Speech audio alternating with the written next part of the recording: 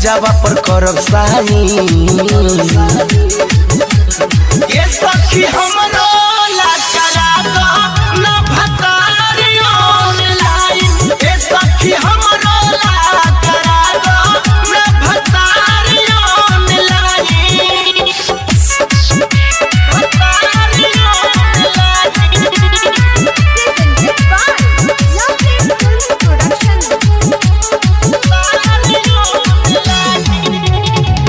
तनी होखे सुघर सखरे तनी छरा हर रे। जान से वो ज्यादा जाने प्यार कर हिक भर रे। प्यार कर हिक भर रे। हो तनी होखे सुघर सखरे तनी होखे छरहर रे। जान से वो ज्यादा जाने प्यार कर हिक भर रे। होखे सबके सजनवा से पाई।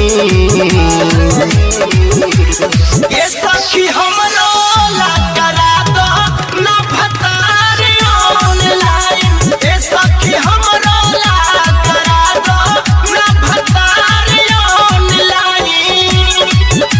भतारी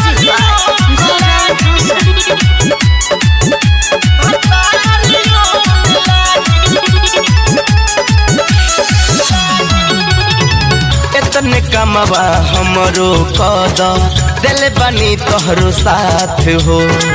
मिलत रहलू फेमस फिरोज से आधी आधी रात हो। आधी आधी रात हो।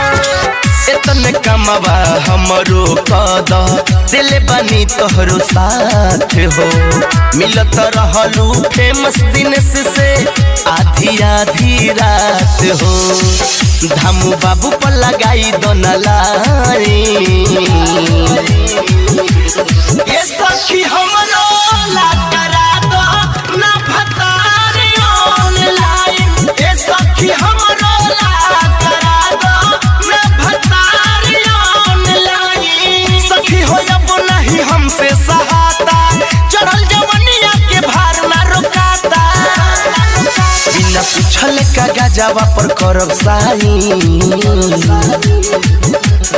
ये सखी हमरो